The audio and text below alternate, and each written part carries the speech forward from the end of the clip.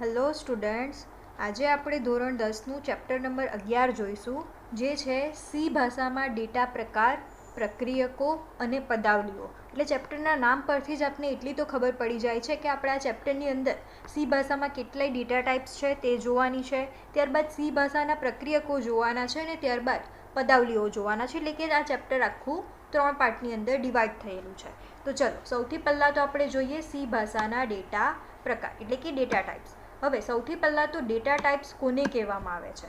તો આઈડેન્ટિફાયરમાં સંગ્રહ કરી શકાય તે કિંમતના પ્રકારને શું કહેવામાં આવે છે? ડેટા પ્રકાર તરીકે ઓળખવામાં આવે છે. હવે આપણે એક સી ભાષાનો પ્રોગ્રામ કર્યો હતો, જેની અંદર આપણે શું કર્યું હતું? તો એક સર્કલ હતું, તેનું ક્ષેત્રફળ કઈ રીતે શોધાય તે કર્યું હતું.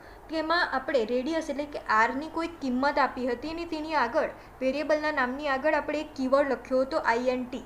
તો એ કીવર્ડ શું દર્શાવે છે? તો કીવર્ડ બીજું કંઈ નથી પરંતુ ડેટા ટાઈપ છે. એટલે કે આપણે વેરિયેબલની અંદર વેલ્યુ કેવી આપીશું, પૂર્ણાંક આપીશું, અપૂર્ણાંક આપીશું, તે વસ્તુ શાનાથી નક્કી થાય છે? તો એ ડેટા પ્રકારથી નક્કી થાય છે. સી ભાષામાં વિગતને તેની કિંમત સાથે જોડવા માટે અમુક કીવર્ડનો ઉપયોગ થાય છે અને આ કીવર્ડ 2 વસ્તુઓ વ્યાખ્યાયિત કરે છે. કઈ કઈ વસ્તુ? તો આઈડેન્ટિફાયરમાં સંગ્રહિત કિંમતનો પ્રકાર કયો છે એ વસ્તુ તો એનાથી આપણે જાણી જ શકીશું, પરંતુ આઈડેન્ટિફાયર દ્વારા જરૂરી એવી મેમરીની જગ્યા પણ એ જ વસ્તુ ડિફાઇન કરે છે. એટલે કે તમે આગળ ઇન્ટીજર એટલે કે INT કીવર્ડ લખ્યો હશે તો તેનો મિનિંગ એક તો થશે જ કે એની અંદર આપણે પૂર્ણાંક સંખ્યાઓ સ્ટોર કરીશું, પરંતુ એક બીજી પણ વસ્તુ થશે કે એ આપણે કીવર્ડ યુઝ કર્યો છે તો આપણી મેમરીની અંદર એ કેટલી જગ્યાને રોકશે. એટલે આ બંને વસ્તુ આપણે તેની મદદથી જાણી શકીએ છીએ. અને સી ભાષામાં દરેક ડેટા પ્રકારે નિશ્ચિત મેમરી ફાળવવામાં આવેલી હોય છે અને તેનો નિર્દેશ શાનાથી કરવામાં આવે છે? તો બાઇટથી કરવામાં આવે છે. અને આપણે બધા જાણીએ જ છીએ કે 1 બાઇટ એટલે કેટલા બીટ થાય છે? 8 બીટ થાય છે. બરાબર. ચલો, હવે આપણો નેક્સ્ટ જોઈએ. તો સી ભાષાની અંદર મૂળભૂત ડેટા પ્રકાર કયા કયા છે? તો મૂળભૂત ડેટા પ્રકાર સી ભાષામાં 3 છે. કયા કયા? પૂર્ણાંક, અપૂર્ણાંક અને અક્ષર. પૂર્ણાંક એટલે કે દશાંશ ચિહ્ન વગરની સંખ્યા, અપૂર્ણાંક એટલે દશાંશ ચિહ્ન વાળી સંખ્યા અને અક્ષર એટલે કે કેરેક્ટર. હવે આ બધા જ જે ડેટા પ્રકાર છે તેને કયા કીવર્ડ દ્વારા રજૂ કરવામાં આવે છે એવો ક્વેશ્ચન પૂછાઈ શકે. તો પૂર્ણાંકને INT કીવર્ડ દ્વારા, અપૂર્ણાંકને ફ્લોટ કીવર્ડ દ્વારા અને અક્ષરને CHAR એટલે કે કેરેક્ટર કીવર્ડ દ્વારા આપણે એને રજૂ કરી શકીએ છીએ. અને આઈડેન્ટિફાયરને તેના ડેટા પ્રકાર સાથે સાંકળવા માટે વાક્ય રચના સી ભાષામાં કઈ છે? તો સૌથી પહેલાં તો આપણે ડેટા ટાઈપ લખવાનું છે, ત્યારબાદ આઈડેન્ટિફાયર. અને જો તમે એકી સાથે એક કરતાં વધારે વેરિયેબલને પણ ડિક્લેર કરવા માંગતા હોય તો તમે કોમા કરીને વધારે વેરિયેબલના નામ પણ આપી શકો છો. જે રીતે મેં અહીંયા એક એક્ઝામ્પલ આપ્યું છે, INT એ શું છે? આપણી ડેટા ટાઈપ છે. અને ત્યારબાદ સમ એ વેરિયેબલનું નામ છે. અને જો તમારે એકી સાથે હજી પણ વધારે વેરિયેબલને ડિક્લેર કરવા હોય તો તમે કોમા કરીને ડિક્લેર કરી શકો છો. અને ત્યારબાદ કોઈ પણ વિધાનને પૂર્ણ કરવા માટે શાનો ઉપયોગ થાય છે? તો સેમિકોલનનો ઉપયોગ થાય છે. ચલો, એ જ રીતે હવે આપણી પહેલી જે ડેટા પ્રકાર છે પૂર્ણાંક ડેટા પ્રકાર, તે જોઈએ. તો પૂર્ણાંક ડેટા પ્રકારની અંદર શું સંગ્રહવામાં આવે છે? તો અપૂર્ણાંક ભાગ સંગ્રહવામાં આવતો નથી. એટલે કે અપૂર્ણાંક ભાગ વગરની સંખ્યા એ ધન પણ હોઈ શકે છે અને ઋણ પણ હોઈ શકે છે. તેને શું કહેવાય છે? પૂર્ણાંક સંખ્યા કહેવામાં આવે છે. અને પૂર્ણાંક પ્રકારના ચલની ઘોષણા કરવા માટેની વાક્ય રચના શું છે? તો હવે આપણી ડેટા ટાઈપ તરીકે આપણે શું લેવાનું છે? INT લેવાનું છે. એટલે સિમ્પલ આપણે પહેલાં INT લખી દેવાનું છે, ત્યારબાદ વેરિયેબલનું નામ. અને આમાં પણ સેમ છે કે તમારે જો એકી સાથે વધારે વેરિયેબલને ડિક્લેર કરવા હોય તો તમે કોમા કરીને કરી શકો છો. જે રીતે મેં અહીંયા તમને એક્ઝામ્પલમાં દર્શાવ્યું છે, ડેટ, મંથ અને યર. અને ANSI સીમાં ઇન્ટીજર ડેટા પ્રકાર કેટલા બાઇટ જેટલી મેમરીની ઉપયોગ કરે છે? તો 4 બાઇટ જેટલા મેમરીનો ઉપયોગ કરે છે. ખાસ યાદ રાખજો, એક્ઝામની અંદર આવા ક્વેશ્ચન ઘણા પૂછાઈ શકે છે.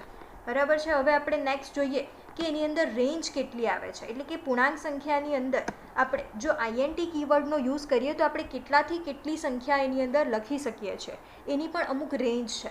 તો અહીંયા તમને જે રેન્જ દર્શાવી છે તે ઇન્ટીજરની રેન્જ કેટલી છે? તો -2147483648 થી એ જ સેમ સંખ્યા ક્યાં સુધી આવશે? પ્લસ સુધી આવશે. અને કેટલા બાઇટ રોકે છે? 4 બાઇટ રોકે છે. અને અહીંયા એક સિમ્પલ એક્ઝામ્પલ પણ આપ્યું છે. એ જ રીતે જો તમારે માઇનસ વેલ્યુનું જરૂરત ના જ હોય તો તમે એક બીજી પણ એની ડેટા ટાઈપ છે અનસાઇન્ડ, એટલે ડેટા ટાઈપ તો સેમ જ છે, ઇન્ટીજર જ રહેશે, પરંતુ તમારે એની આગળ એક કીવર્ડ મૂકી દેવાનો છે અનસાઇન્ડ, એટલે કે તમે ઓનલી પોઝિટિવ વેલ્યુનો જ યુઝ કરી શકશો અને તેની રેન્જ તમારી વધી પણ જશે. અને એ કેટલી જગ્યા રોકે છે તો એ પણ સેમ જ 4 બાઇટ જ રોકે છે. અને એને કઈ રીતે ડિફાઇન કરવામાં આવે છે તો અનસાઇન્ડ, ત્યારબાદ એક સ્પેસ, ત્યારબાદ આઈએનટી અને ત્યારબાદ વેરિયેબલનું નામ.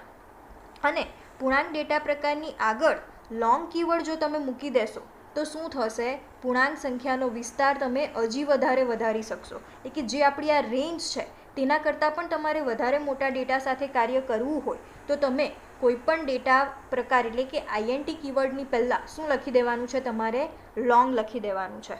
તો એ કેટલા બાઇટ જેટલી જગ્યા રોકશે, એ 8 બાઇટ જેટલી જગ્યાને રોકી શકે છે. આપણે યાદ રાખવાનું છે કે કોણ કેટલા બાઇટનો સંગ્રહ કરે છે, એ જ મેઇન એક્ઝામની અંદર ઘણીવાર ક્વેશ્ચન પૂછાય છે. હવે આ ડેટા પ્રકારને સમજવા માટે આપણે એક સિમ્પલ પ્રોગ્રામ લખીએ, જેની અંદર એક વેરિયેબલ આપણે ડિફાઇન કરીએ અને તેની ડેટા ટાઈપ લઈએ ઇન્ટીજર, અને ત્યારબાદ સિમ્પલી એના આઉટપુટની અંદર આપણે પ્રિન્ટ કરાવીએ. બરાબર, તો એના માટે તમારે સૌથી પહેલાં તો ડિક્લેર કરવા માટે કયો કીવર્ડ વપરાય છે તો આઈએનટી વપરાય છે. ત્યારબાદ તમારે જે પણ વેરિયેબલ બનાવવું હોય તે વેરિયેબલનું નામ, અને ત્યારબાદ તમે ઇક્વલ ટુ કરીને વેરિયેબલને વેલ્યુ પણ અસાઇન કરી શકો છો. ત્યારબાદ શું આવશે, સેમિકોલન આવશે. અને આપણે કંઈ પણ વસ્તુ આઉટપુટની અંદર પ્રિન્ટ કરાવવા માટે સી ભાષામાં શેનો ઉપયોગ કરીએ છીએ, પ્રિન્ટ એફ નામની મેથડનો યુઝ કરીએ છીએ. તો એના માટે આપણે શું લખવાનું છે, પ્રિન્ટ એફ. ત્યારબાદ એના બ્રેકેટની અંદર આપણે ડબલ કોટ કરીને શું લખવાનું છે, %d લખવાનું છે. કોઈ પણ ન્યુમેરિકલ વેલ્યુને તમારે પ્રિન્ટ કરાવી હોય, એટલે કે વેરિયેબલમાં સમાયેલી વેલ્યુને તમારે પ્રિન્ટ કરાવી હોય, અને જો એની ડેટા ટાઈપ એટલે કે ન્યુમેરિક વેલ્યુ હશે તો તમારે શું લખવાનું છે, %d લખવાનું છે.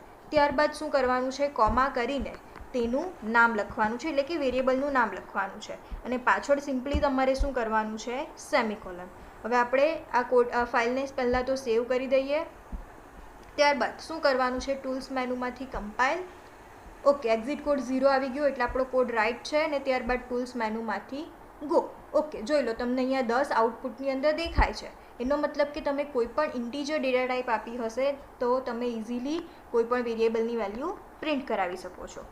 ચલો, એ જ રીતે હવે આપણે નેક્સ્ટ ટોપિક આપણો ચેપ્ટરનો જોઈએ. તો આપણો નેક્સ્ટ ડેટા પ્રકાર છે અપૂર્ણાંક ડેટા પ્રકાર. હવે અપૂર્ણાંક ડેટા પ્રકાર એટલે આપણને ખબર જ છે કે અપૂર્ણાંક સંખ્યાઓ, અને અપૂર્ણાંક સંખ્યાઓ એટલે કે દશાંશ ચિહ્નવાળી સંખ્યાઓ.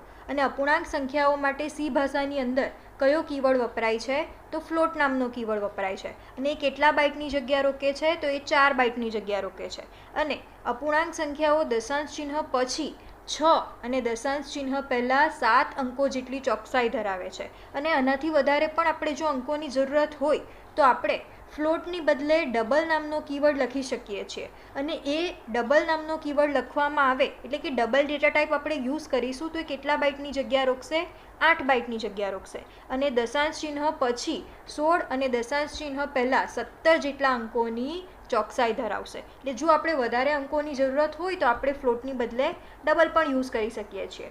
ચલો, હવે આપણે નેક્સ્ટ જોઈ લઈએ કે એની રેન્જ કેટલી છે. તો ફ્લોટની રેન્જ પણ તમને અહીંયા દર્શાવી છે. પછી એના સિગ્નિફિકન્ટ ડિજિટ કેટલા છે, 6 છે. પછી એ 4 બાઇટ જેટલી જગ્યા રોકે છે. એ જ રીતે નેક્સ્ટ ડબલ માટે પણ તમને અહીંયા રેન્જ દર્શાવી છે. હવે આ રેન્જ તમને કોઈક વાર એક્ઝામની અંદર પૂછાઈ પણ શકે છે, એટલે તમારે યાદ રાખવાની છે. અને એના સિગ્નિફિકન્ટ ડિજિટ અને તે કેટલા બાઇટ રિક્વાયર્ડ છે તે પણ પૂછાઈ શકે છે. તો યાદ રાખવાનું છે કે ડબલ માટે સિગ્નિફિકન્ટ ડિજિટ 16 છે અને 8 બાઇટ જેટલી જગ્યા રોકે છે. અને એ જ રીતે જો તમારે હજી પણ મોટી સંખ્યાની જરૂરત હોય તો તમે એની આગળ લોંગ નામનો કીવર્ડ લખીને હજી પણ એની રેન્જને તમે વધારી શકો છો.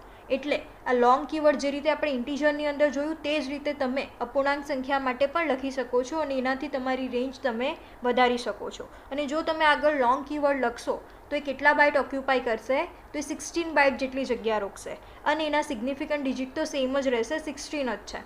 અને અહીંયા એક એક્ઝામ્પલ પણ આપ્યું છે કે તમે કઈ રીતે લોંગ ડબલનો યુઝ કરી શકો. તો લોંગ લખ્યા બાદ તમારે એક સ્પેસ આપવાની છે, ત્યારબાદ ડબલ, અને ત્યારબાદ તમારા વેરિયેબલનું નામ. તો આ રીતે તમે લોંગ ડબલનો પણ યુઝ કરી શકો છો.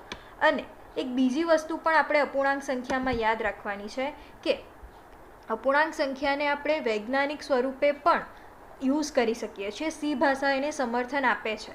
તો વૈજ્ઞાનિક સ્વરૂપે એટલે કઈ રીતે, તો અહીંયા એક એક્ઝામ્પલ દર્શાવ્યું છે કે 95.50 એને આપણે આ રીતે પણ લખી શકીએ કે 0.9550 ઇન્ટુ 10⁻², બંને રીતે પોસિબલ છે, એ બંનેનો મિનિંગ એક જ થાય છે, પણ આપણે આ રીતે કમ્પ્યુટરમાં નથી લખી શકતા કે 0.9550 ઇન્ટુ 10⁻².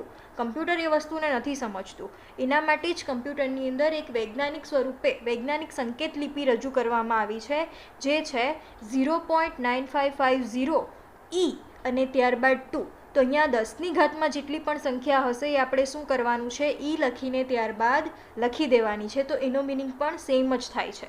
એટલે તમે આ રીતે પણ કોઈ પણ અપૂર્ણાંક સંખ્યાને કમ્પ્યુટરની અંદર લખી શકો છો.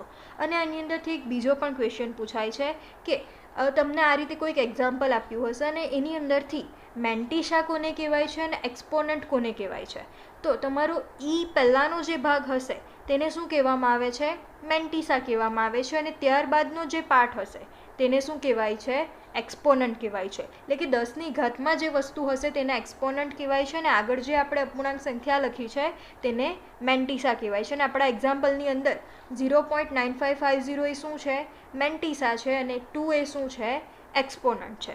અને અપૂર્ણ સંખ્યા ધન કે ઋણ તો હોઈ જ શકે છે, સેમ વસ્તુ ઇન્ટીજરની જેમ જ અહીંયા પણ છે. એ તમે કોઈ પણ અપૂર્ણાંક સંખ્યા ધનમાં પણ ડિફાઇન કરી શકો છો અને ઋણમાં પણ યુઝ કરી શકો છો. ચલો હવે આપણે એના માટે એકાદ એક્ઝામ્પલ જોઈ લઈએ. તો અહીંયા આપણે એક ઇન્ટીજર ડેટા ટાઈપનો તો યુઝ કર્યો જ છે, આ જ રીતે હવે આપણે એક ફ્લોટ ડેટા ટાઈપનો યુઝ કરી લઈએ. ફ્લોટ અને ત્યારબાદ એક બી નામનો વેરિયેબલ બનાવું છું અને એની વેલ્યુ કેટલી આપી દઉં છું, 10 આપી દઉં છું અને સેમિકોલન. હવે તમે કહેશો કે આ 10 વેલ્યુ એ તો શું છે, એ તો ઇન્ટીજર છે, એ તો ફ્લોટ નથી. નહીં, આ વેલ્યુ ફ્લોટમાં પણ ગણાશે અને ઇન્ટીજરમાં પણ ગણાશે. આપણે અહીંયા ફ્લોટ લખ્યું છે એટલે કે એને ફ્લોટ બનાવ્યું છે, તો એનો મિનિંગ એવો થશે કે 10.0000 અને 00, કારણ કે આપણા સિગ્નિફિકન્ટ ડિજિટ કેટલા આવે છે ફ્લોટના, 6 આવે છે. એના માટે આ વેલ્યુ ભલે આપણે 10 લખી હોય પરંતુ એ ગણાશે કેવી, ફ્લોટ ગણાશે. કમ્પ્યુટર એને સમજશે 10.000000, બરાબર છે. ચલો એના માટે આપણે એને પ્રિન્ટ કરાવીને જોઈ લઈએ તો આપણને આઈડિયા આવી જશે કે કમ્પ્યુટર એકચ્યુઅલમાં એવું સમજે છે ખરું. ચલો તો એના માટે પ્રિન્ટ કરાવવા માટે આપણે શું લખવાનું છે, પ્રિન્ટ એફ, ત્યારબાદ ડબલ કોટની અંદર હવે તમારે અહીંયા %d નહીં પરંતુ %f લખવું પડશે, કારણ કે અત્યારે આપણી જે ડેટા ટાઈપ યુઝ કરી છે તે કઈ છે, ફ્લોટ છે.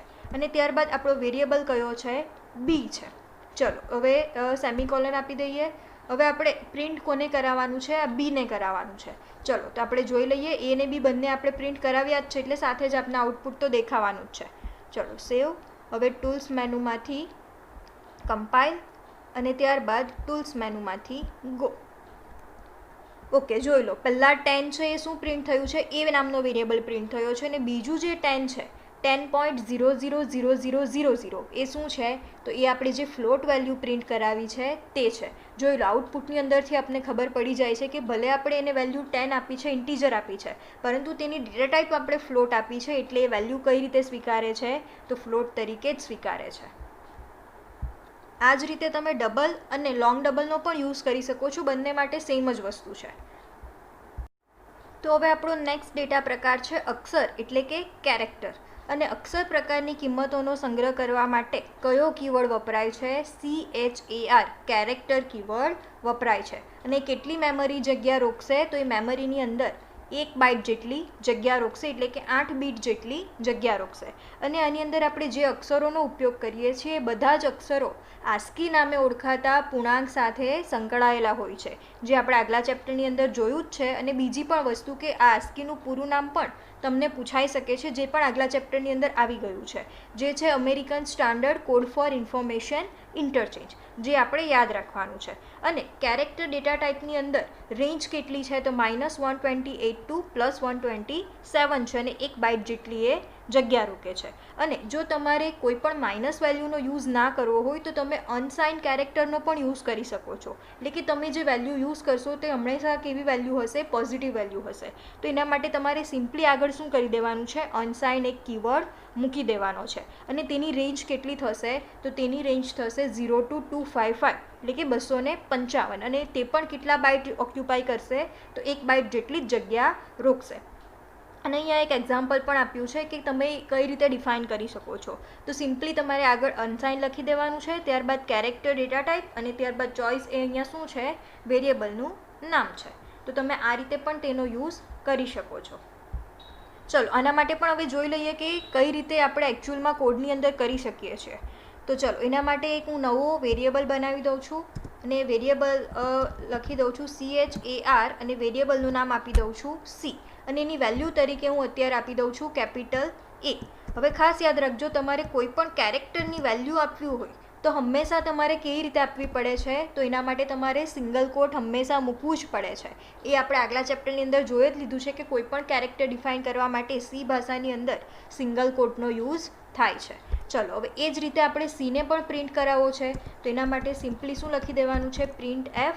અને અહીંયા હવે આપણે %d નો યુઝ કરીશું તો આપણે આઉટપુટની અંદર શું દેખાશે, તો આ કેપિટલ A માટેની જે આસ્કી વેલ્યુ છે એ તમને આઉટપુટની અંદર પ્રિન્ટ થશે.